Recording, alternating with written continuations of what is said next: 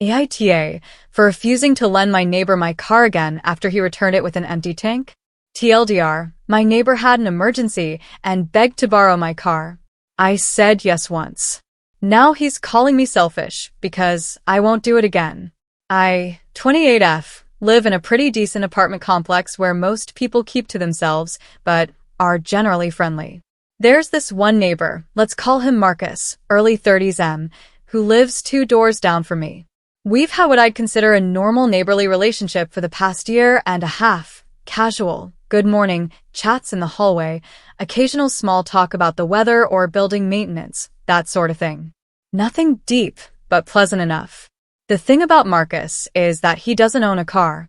He's mentioned before that he relies on public transport, rideshares, or bumming rides from friends.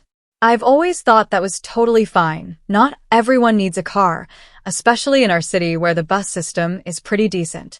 I, on the other hand, have a 2019 Honda Civic that I absolutely baby.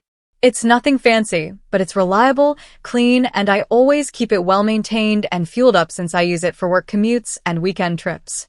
The first favor. So about 3 weeks ago, I'm having a quiet Sunday evening when there's this frantic knocking on my door around 8 p.m. I open it to find Marcus looking genuinely distressed, like, more upset than I'd ever seen him. He's practically out of breath and starts explaining that his sister called him from 2 towns over saying their dad had been rushed to the hospital with chest pains. Apparently, she was asking all the siblings to come immediately because they weren't sure how serious it was. Look, I know this is a huge ask, Marcus says, but I've been trying to get an Uber for the past hour and they're all surge pricing like crazy because of some concert downtown. The buses stopped running that route an hour ago, and none of my friends with cars are picking up. Could I please borrow your car? I swear I'll have it back in a couple hours, 3 max. I just need to get to St. Mary's Hospital in Riverside. Now, I want to be clear. I'm not someone who just hands out my car keys willy-nilly. My car is my lifeline for getting to work, and I've had bad experiences in the past lending things to people who don't treat them with respect. But Marcus seemed genuinely panicked, and a parent in the hospital felt like a legitimate emergency. Plus, Riverside is only about 45 minutes away, so a couple hours seemed reasonable if he was just going to check on his dad and come back. Okay, I said, but please be careful with it, and I really do need it back tonight because I have work early tomorrow. The relief on his face was immediate. Thank you so much, Sarah. I owe you big time. I'll fill up the tank before I bring it back, and I'll be super careful. You're literally saving my family right now. He seemed so grateful and stressed that I felt good about helping. I grabbed my keys and gave him a quick rundown of the car, where the lights are, how the parking brake works, reminded him it takes regular gas, not premium. He promised again he'd be careful and have it back soon. The problem, soon, turned out to be very relative. 3 hours passed, then 4, then 5. I started getting worried, not just about my car, but wondering if something terrible had happened to his dad. I didn't have Marcus's phone number, which I realized was pretty stupid in hindsight. By 1 a.m., I was genuinely considering calling the police to report my car stolen, but I kept telling myself to give it a little longer in case there was really a family crisis happening. Finally, around 1:30 a.m., I heard my car pulling into the parking lot. I was relieved but also pretty annoyed since I had to be up at 6:30 for work. Marcus knocked softly on my door and handed back my keys, apologizing for being so late. "How's your dad?" I asked, because despite being tired and irritated, I was still concerned about the emergency. "Oh, he's fine," Marcus said, almost casually. Turned out to be heartburn, not a heart attack. But you know how it is with family. Once everyone was there, we ended up going out for a late dinner to celebrate that it wasn't serious. Sorry I'm so late getting this back to you. I was pretty taken aback. A celebration dinner? After I'd been sitting here worried sick for over 5 hours? But I just said I was glad his dad was okay and took my keys back. Marcus thanked me again and headed back to his apartment. The next morning, I went to drive to work and discovered the real problem. My gas tank was completely, utterly empty. Like, The needle was sitting below the E, and when I turned the key, the low fuel light immediately started blinking. I barely made it to the gas station 2 blocks away, and even then, my car was sputtering by the time I pulled up to the pump. I was livid. Not only had Marcus kept my car out until 1:30 a.m. for what turned out to be a non-emergency dinner, but he'd used up my entire tank of gas and hadn't replaced it despite specifically promising he would. A full tank cost me about $35, and I'd filled up just 2 days before he borrowed it. He'd basically used $35 worth of my gas for his family dinner and left me scrambling to fuel up before work. I was really tempted to march over to Marcus's apartment right then and demand gas money, but I was already running late for work and honestly, I needed time to cool down. I figured I'd give him a chance to make it right. Maybe he'd realize what he'd done and offer to reimburse me or at least apologize.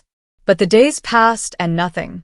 No knock on my door, no note, no acknowledgement that he'd returned my car empty despite promising to fill it up. I'd see him in the hallway sometimes, and he'd give me these big, grateful smiles and thanks again comments, but never any mention of the gas or the fact that he'd kept it out for over 5 hours longer than promised. After about a week of this, I started to think maybe he genuinely didn't realize how empty he'd left the tank. Some people don't pay attention to gas gauges. So I decided to give him the benefit of the doubt and just mention it casually the next time I saw him. The opportunity came when I ran into him at the mailboxes. "Hey, Marcus," I said, "I'm glad your dad ended up being okay. Just so you know for next time, when you returned my car last week, the gas tank was completely empty. I had to fill up before I could even get to work the next morning." I said it pretty neutrally, not accusatory, just informative. I figured he'd either apologize and offer to pay me back, or at least acknowledge it and promise to be more careful in the future. Instead, Marcus got this defensive look on his face. "Oh, well, I drove it a lot further than I expected because of the whole hospital situation. Gas is expensive, you know? I figured since you were doing me a favor, you wouldn't mind covering that part." I was honestly speechless. He figured I wouldn't mind? After he'd specifically promised to fill it up? But before I could respond, he just grabbed his mail and walked away, leaving me standing there feeling like I was the crazy one for bringing it up. The second request. Fast forward to this past Thursday. I'm getting home from work when Marcus appears in the hallway, and I can immediately tell he wants something by his overly friendly demeanor. "Hey, Sarah. How's it going? You look great today." I was polite but wary. "Hi, Marcus. I'm doing fine. How are you?" "Good, good. Hey, listen, I hate to ask, but I have this really important job interview tomorrow in the next city over, and it's a huge opportunity for me. The thing is, my usual ride fell through, and you know how unreliable the buses can be for something this important. Would there be any way I could borrow your car again? I'd probably need it most of the day, but I promise I'll take super good care of it." I felt my stomach drop. Here we go again.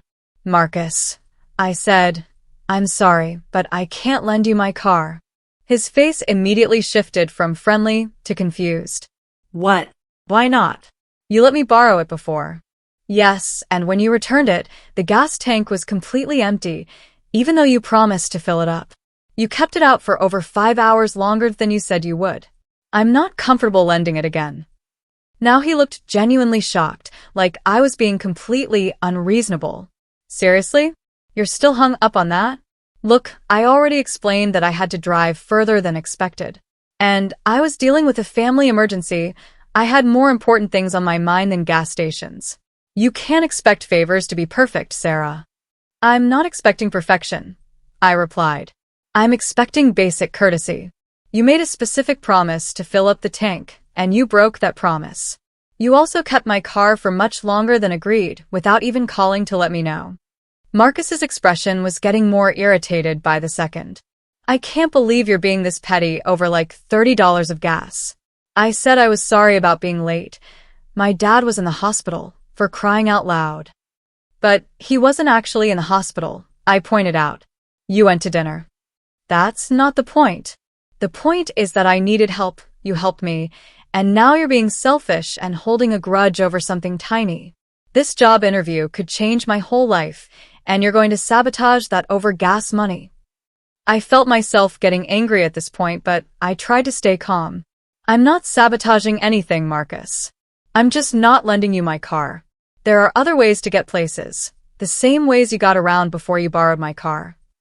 Whatever, he said, clearly frustrated. I guess I know where I stand with you now. Thanks for nothing. And with that, he stormed off to his apartment, leaving me feeling like somehow I was the villain in this situation. The fallout. I thought that would be the end of it, but apparently I was wrong. Over the next few days, I started noticing that some of our mutual neighbors were acting differently toward me. Cool, distant. A couple of people who usually smile and wave in the parking lot were suddenly looking right through me. It all came to a head this past Sunday when I was doing laundry in the building's laundry room and overheard two of my neighbors, Janet and Mike, talking while folding clothes. I just think it's sad when people get so materialistic that they won't help someone in need, Janet was saying. Right? Mike replied. Like, it's just a car. And from what Marcus told me, he's been having a really tough time finding work. That interview could have been his big break. I realized they were talking about me, and my stomach sank. I cleared my throat to let them know I was there, and they both looked embarrassed, but not apologetic. Oh, hi Sarah, Janet said coolly. Hi, I replied. I couldn't help overhearing. Are you talking about the situation with Marcus and my car? Mike and Janet exchanged a look. Finally, Mike spoke up. Look, we don't want to get in the middle of anything, but Marcus is really struggling right now. He told us he missed out on a great job opportunity because you wouldn't lend him your car after he'd helped you out before. Help me out? I was confused. He borrowed my car from me. I helped him. That's not how he tells it, Janet said. He said you were having car troubles, and he helped you figure out what was wrong, and then when he needed a favor in return, you refused. I was absolutely floored. That was completely false. My car has been running perfectly, and Marcus has never helped me with anything car-related or otherwise. But I could see from their expressions that they believed his version of events. That's not what happened at all, I said, and I explained the real story. The emergency that turned out to be dinner, the empty gas tank, the broken promises. Mike looked skeptical. Well, that's very different from what we heard. But even if that's true, don't you think you could have just let it go? The guy was stressed about his dad. His dad was fine, I repeated. And he specifically promised to replace the gas and then didn't. It's just gas money, Janet said with a shrug. Sometimes being a good neighbor means taking a small hit for someone who's struggling. I left the laundry room feeling frustrated and confused. Was I really being unreasonable? Was I the bad guy here? More complications. The situation got even weirder yesterday when I got home from work and found a note taped to my door. It was from Diane, the sweet elderly lady who lives at the end of the hall and always has kind words for everyone. The note said, Dear Sarah, I heard about the situation with Marcus and your car. I wanted you to know that I think you're being very sensible. A few months ago, Marcus asked to borrow $40 for groceries and promised to pay me back the next week. That was in March, and I still haven't seen a penny of it. Some people take advantage of kindness. Don't let anyone make you feel bad for having boundaries. Diane. This was news to me. Marcus had borrowed money from Diane and never paid it back. It made me wonder what other favors he'd asked for around the building and whether I was just the latest in a pattern. I also talked to my friend Lisa about the whole situation. She doesn't live in my building, so it felt safe to get an outside perspective. Lisa was firmly on my side. Are you kidding me? She said when I told her the story. He kept your car out until 1:30 a.m. for a dinner, returned it empty after promising to fill it up, and then had the audacity to ask to borrow it again? And when you said no, he lied to the neighbors about what happened. This guy is a manipulative jerk. But what if I really am being petty? I asked. It was just gas money, and maybe I should have been more understanding about the family situation. Sarah, Lisa said firmly, it doesn't matter if it was $5 or $50. He made you a promise and broke it. Then he showed zero remorse or accountability. Those are red flags, not petty issues. You absolutely made the right call. The current situation.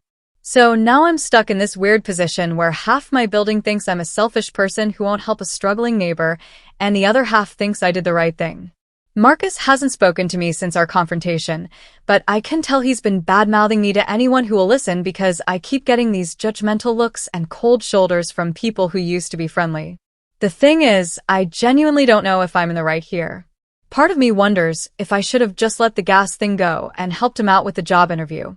Maybe I could have set clearer expectations a second time, like, yes, but you need to return it with the same amount of gas it had when you took it. But another part of me feels like once someone shows you they don't respect your property or keep their promises, you'd be foolish to give them another chance to do it again. And the fact that he's been lying to people about what happened makes me think I dodged a bullet. I've also been thinking about what Diane said about the money. If Marcus has a pattern of asking for favors and not holding up his end of the bargain, then maybe this isn't really about me being selfish. Maybe it's about him taking advantage of people's kindness. The questions I keep asking myself. Was I wrong to refuse to lend my car a second time? Should I have given him another chance and just been more explicit about my expectations? Is it petty to hold the gas thing against him, especially since his first reason for borrowing the car was a family emergency, even though it turned out not to be serious? Should I confront him about lying to the neighbors about what happened? Or should I just let people think what they want to think? Am I being a bad neighbor by not helping someone who's struggling financially? Even if his methods are questionable, maybe he really is having a hard time, and I should be more understanding. How do I handle the social situation in my building now? It's getting uncomfortable having people think I'm some kind of selfish person, but I also don't want to get into gossip wars or defend myself to everyone who will listen. What my friends and family say. I've talked to a few people about the situation, and I'm getting mixed reactions. Team Sarah, you were right. Lisa, he's a manipulative user, and you dodged a bullet. My sister, never lend your car to someone who doesn't respect it the first time. My coworker James, the lying to neighbors thing proves he is bad character. Diane, obviously, you were smart to set boundaries. Team Marcus, you should have helped. My mom, sometimes you have to take the high road and help people even when they disappoint you.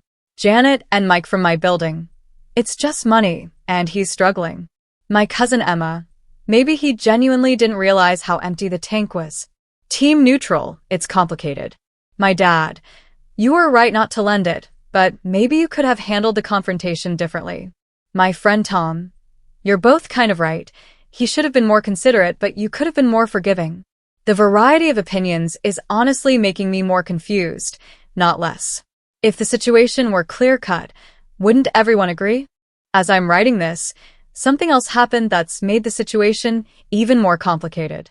This morning, I saw Marcus in the parking lot loading boxes into a friend's car. When I asked one of my neighbors what was going on, she told me that Marcus is moving out at the end of the month. Apparently, he can't afford his rent anymore and is moving back in with his parents in another state. This information hit me with a weird mix of emotions. On one hand, it kind of validates my suspicion that he's been struggling financially, and maybe that's why he was so cavalier about gas money. When you're barely scraping by, $35 might feel like something you can worry about later. On the other hand, if he's moving away anyway, it makes the whole neighborhood drama feel even more pointless. It also makes me wonder, if I had lent him the car for that job interview, would it have made a difference? Could he have gotten the job and been able to afford his rent? Am I partially responsible for his having to move back in with his parents? But then I remind myself that his financial situation doesn't excuse lying to the neighbors or breaking promises. And plenty of people struggle financially without taking advantage of others.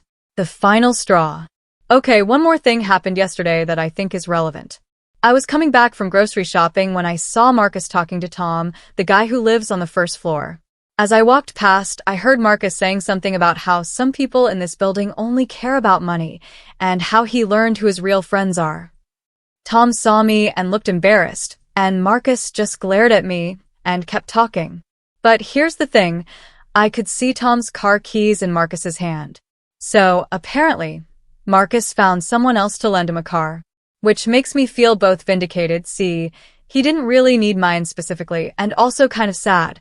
What if Tom's car gets returned empty too? I wanted to warn Tom, but then I realized that would just make me look like I'm starting drama. If Marcus returns Tom's car in good condition with a full tank, then maybe the issue really was specific to our interaction.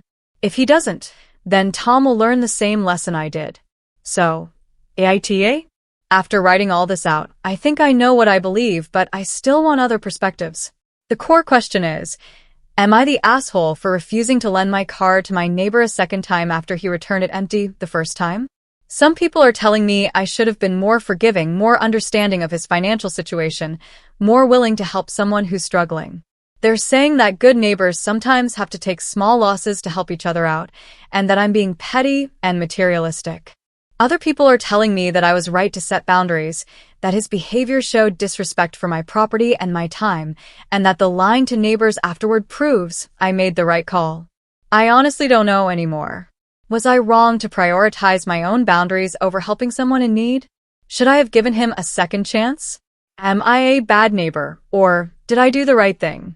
The whole situation has made me question whether I'm too selfish, or whether I'm just being appropriately cautious. It's also made me realize how complicated neighborly relationships can be, how a simple favor can spiral into drama and hurt feelings and people taking sides. What would you have done in my situation? And more importantly, what should I do now? Marcus is moving out soon, so the immediate problem will resolve itself, but I'm left with neighbors who think poorly of me and my own uncertainty about whether I handled this the right way. I keep going back and forth between feeling justified in my decision and feeling like maybe I should have just sucked it up and helped him out. The fact that he's having to move back in with his parents makes me wonder if I could have made a difference by being more generous, but the fact that he lied about our interactions makes me think I was right to be cautious. I guess what I'm really asking is, when someone disappoints you once, are you obligated to give them a second chance, especially if they're struggling? Or is it okay to protect yourself and your property, even if it means potentially being seen as selfish? Update edit. A few people have asked about the timeline, so let me clarify. The first time Marcus borrowed my car was about 3 weeks ago, on a Sunday night. He asked to borrow it again about 2 weeks later, on a Thursday. He's moving out at the end of this month, which is about a week from now. Also, someone asked about the $40 he borrowed from Diane. I asked her about the timeline on that, and she said it was back in March, so about 5 months ago. She said he specifically told her it was for groceries because he was short that week and would pay her back on payday. She's too nice to ask for it back directly, but she mentioned that she's had to be more careful about saying yes when he asks for things. Final edit. I'm reading all the comments and really appreciating the different perspectives. A lot of you are pointing out things I hadn't considered, and it's helping me think through the situation more clearly. I think regardless of whether I was right or wrong, I've learned some important lessons about setting expectations up front and trusting my instincts when someone shows me who they are. Thanks for taking the time to read this novel of a post and share your thoughts. It really helps to get outside perspectives when you're too close to a situation to see it clearly. Edit 2. Someone in the comments mentioned that I should check if Marcus returned Tom's car in good condition. Well, I found out this morning. Tom was complaining to another neighbor that Marcus kept his car until 2 a.m. Sound familiar? And returned it nearly empty. Tom seemed pretty annoyed and said he should have listened to Sarah's warning, even though I never actually warned him. Apparently, my reputation for being difficult about the car thing actually made Tom think twice, but he decided to give Marcus the benefit of the doubt. I feel bad for Tom, but I also feel somewhat vindicated that this wasn't just a one-off situation with me. It seems like Marcus has a pattern of not respecting other people's property and time. Anyway, thanks again for all the feedback. This community really helped me work through a confusing situation.